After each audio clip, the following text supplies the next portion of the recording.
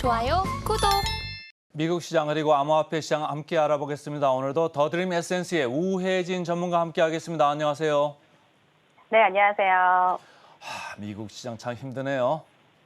네, 정말 힘이 듭니다. 간밤 미국증시 또 한 번 하락을 이어갔죠.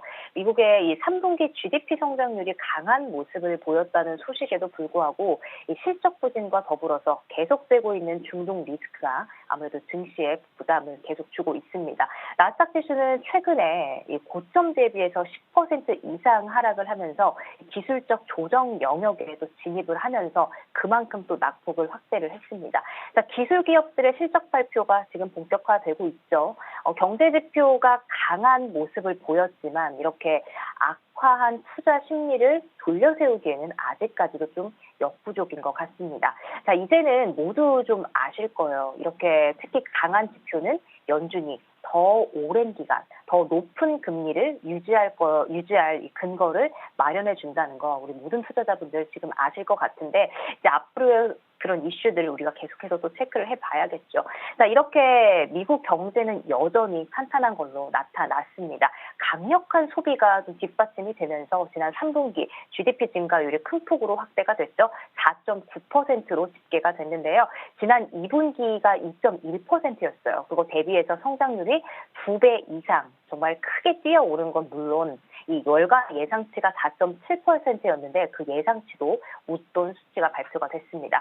자, 2021년 4분기에 7%였는데 그 이후에 가장 높은 성장세입니다.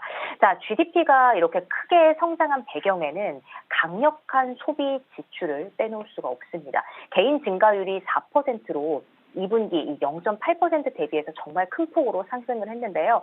이 소비의 GDP 성장률에 대한 이 기여도 2.69%포인트에 달했습니다. 이 외에 또 민간 투자가 8.4% 증가한 것도 GDP를 끌어올리는 또 하나의 역할을 했죠. 자, 2분기에는 감소했던 주택 투자 이 3.9%나 증가를 했고요. 정부 지출은 4.6% 늘었습니다.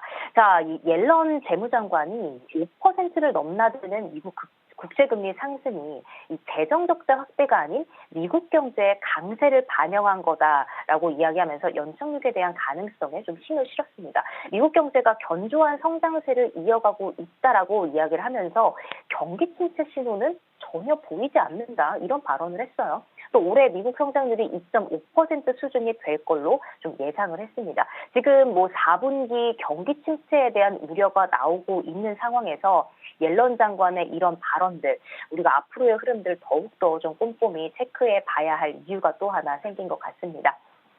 자, 국채금리 오늘은 조금 하락을 했지만요. 지금 뭐 10년물 국채 수익률이 5.75%인 이 선도금리에 빠르게 다가가고 있다라고 하죠. 이 선도금리가 이 5년에서 10년 후에 예상되는 10년물 국채 수익률을 의미를 하거든요. 이 시장에서는 10년물이 5.75%인 선도금리에 조만간 도달하게 되는 것도 이 비현실적인 이야기가 아니다라는 의견도 지금 나오고 있습니다. 오늘 한번 수치 볼게요. 지금 10년물 같은 경우는 오늘 4.8% 오늘 국채금리 전체적으로 좀 하락을 했지만요. 4.8% 기록하고 있고 30년물 4.99% 지금 2년물은 역시나 5% 넘어서 5.04% 지금 수치를 나타냈습니다. 자, 이렇게 경제 지표가 예상보다 강한 모습을 보였지만 이후에도 좀 이러한 탄력성을 유지할 수 있을까? 이게 좀 미지수다라는 의견도 지금 나오고 있는 상황입니다. 자, 내구재 수주도 예상보다 좀 큰 폭으로 증가를 했는데요. 9월 내구재 수주 실적 전월 대비해서 2억 달러, 좀 4.7% 증가한 수치입니다. 석 달 만에 증가한 수치예요. 그래서 지금 시장 예상치가 2% 증가였는데 그 증가폭을 또 뛰어넘었습니다. 또 주간 실업보험 청구자 수 전주보다 10,000명이 늘어나서 지금 21만 명 집계가 됐는데요. 예상치도 20만 7천 명이었는데 그것보다 좀 높았습니다. 하지만 여전히 기록적으로 낮은 수준에 머물고 있다라는 거 좀 기억하시면 좋을 것 같습니다. 자, 달러 인덱스 계속 강세를 보이고 있죠. 지금 2주 만에 최고치를 좀 기록을 했는데 이 미국 국제금리가 계속해서 좀 상승을 하면서 달러 매수세가 좀 지속이 되고 있습니다. 오늘 뭐 국제금리가 조금 하락했음에도 불구하고 지금 106.44를 기록한 모습 보실 수 있습니다. 지금 미국 전체적인 시장들 좀 혼란스러운 상황 속에서 지금 시장도 계속해서 빠지고 있고 투자자분들 어떻게 좀 투자를 해야 될지 전략 세워나가야 될지 궁금하신데 계속해서 증시팔과 함께 투자 전략 또 세우시고 이슈 꼼꼼히 체크하시기 바랍니다. 미국 3분기 GDP 성장률이 뭐 4.9% 이렇게 나오니까 말이죠. 우리나라하고 상당히 비교되는 것 같아요. 미국이 무슨 개발도상국도 아닌데 4.9% 지금 나온다? 그래서 지금 보니까 제가 아침에 나스닥이 이 연초 대비해가지고 올라간 거하고 우리나라 코스피가 올라간 거하고 비교를 해보니까 말이죠. 우리나라 코스피는 연초 대비 3%밖에 못 올랐어요. 아직도 미국의 나스닥하고 한 10% 가량 이렇게 더 하회를 지금 하고 있는 게 그대로 지금 경제 기초 체력에서 그 차이에서 지금 나오고 있다. 이렇게 읽으시면 좋을 것 같고요. 상당히 좀 걱정이 됩니다. 자, 특징적으로 가볼까요? 빅테크주들 계속 내리죠. 네, 너무나 지금 빨간색들을 볼 수가 있습니다. 이거는 뭐 빅테크주들 하락이 아니라 어떻게 보면 급락이라고 표현을 해도 될 것 같은 모습입니다. 나스닥 결국 계속해서 빠지면서 최근 고점 대비 10% 넘게 하락을 했다고 말씀을 드렸는데 뭐 지금 마이크로소프트 3% 넘게, 엔비디아도 3% 넘게 다 지금 너무나 큰 폭으로 빠지고 있는 모습 보실 수 있습니다. 지금 실적 발표도 계속 되고 있잖아요. 이번에 메타 어제도 발표가 됐었는데 메타 같은 경우에 지금 뭐 예상치를 웃도는 실적을 내놨지만 주가가 계속 빠지는 모습이 있었죠. 오늘도 그 흐름을 좀 이어갔습니다.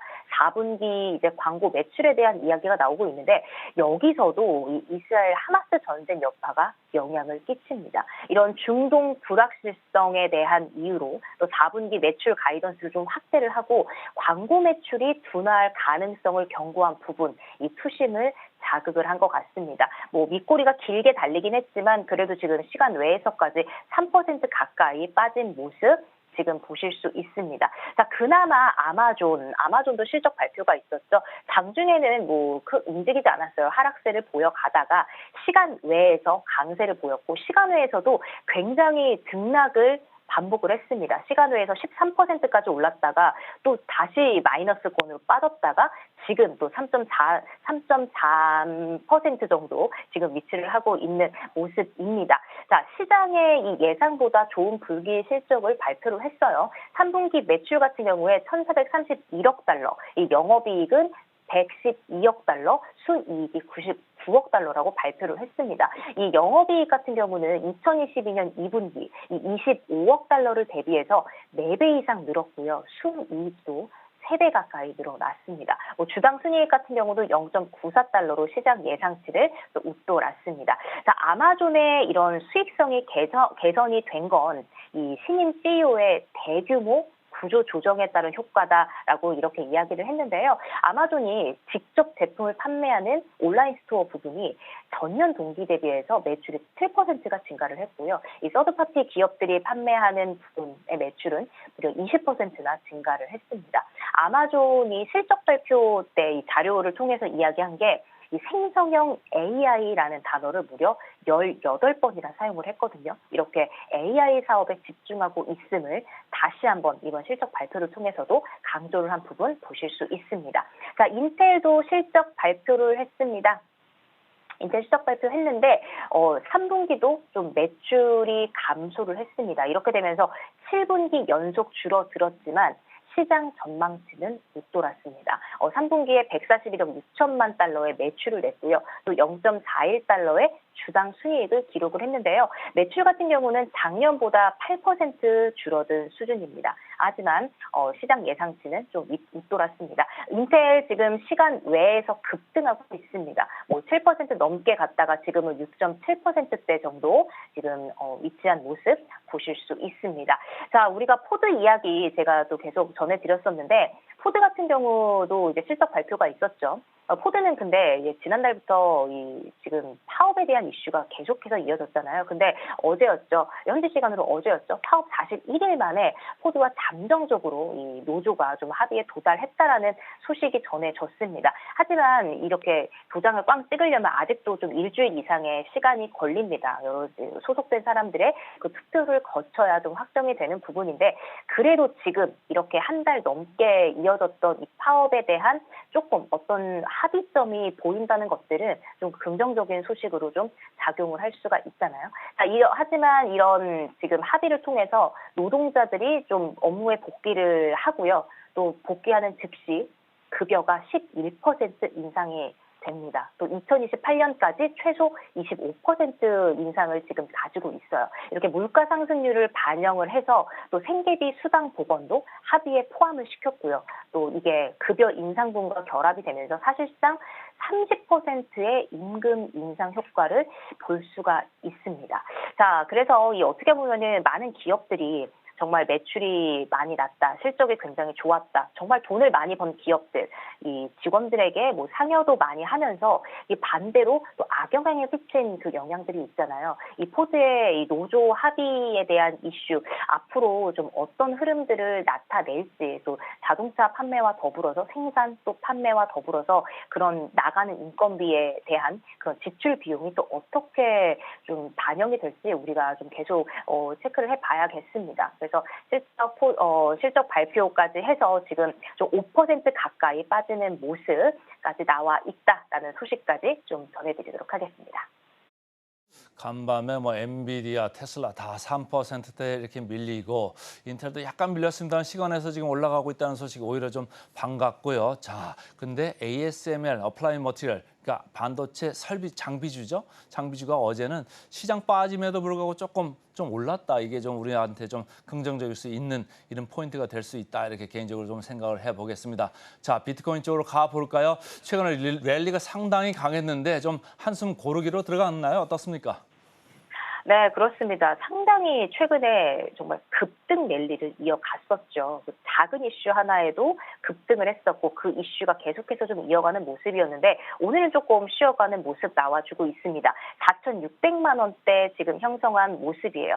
자, 그런데 이제 조정이냐, 강세 지속이냐 이런 가상자산 이 시장에 대한 이야기들 좀 계속 우려와 여러 가지 의견들이 좀 엇갈리고 있는데 이 비트코인 현물 ETF가 랠리가 언제까지 이어질지 지금 모두가 주목을 하고 있습니다. 사실 오늘 뭐 파란불을 켜기는 했지만 이게 뭐 엄청난 계속 조정의 시작이다라고 판단하는 그 의견들은 사실 많지가 않아요. 계속 횡보장이다. 앞으로 더 올라갈 거다라는 의견들도 있기 때문에 우리가 이런 부분을 조금 주목해서 봐야 될 것 같아요.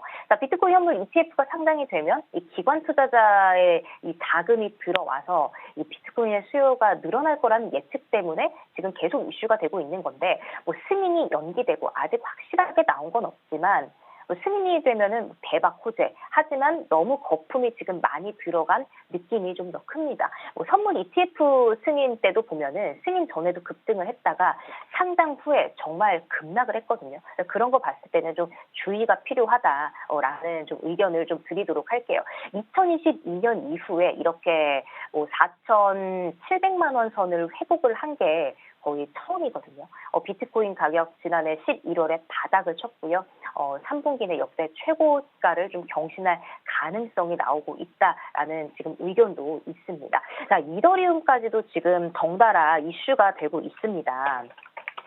이더리움 비트코인 현물 ETF 이야기가 나오면서 이더리움 현물 ETF에 대한 이야기가 좀 나왔거든요. 비트코인도 아직까지 좀 불확실한데 지금 이더리움 현물 ETF에 대한 승인 기대감까지 나오고 있습니다. 이더리움 같은 경우는 지난 일주일 동안 보면요. 13% 넘게 급등을 하면서 250만 원 선을 넘어섰다가 지금 244만 선을 지금 움직이고 있는 모습 보실 수 있습니다. 자, 이렇게 좀 다양한 이슈들이 나와 있지만 그래도 여전히 이 비트코인, 이 가상자산 시장에 대한 우려 여전하죠. 투자에 관심 있으신 분들 이 갈피를 잡을 수 없는 가상자산 시장 비트코인을 선택할 거냐, 아니면 나스닥의 기술주를 택할 거냐, 이런 이야기들 나오고 있는데 여러분들도 투자 판단 하시면서 이슈 체크 꼼꼼하게 하시면서 투자에 나서시면 좋을 것 같습니다. 오늘도 이른 아침부터 고생 많았습니다. 고맙습니다. 네, 고맙습니다.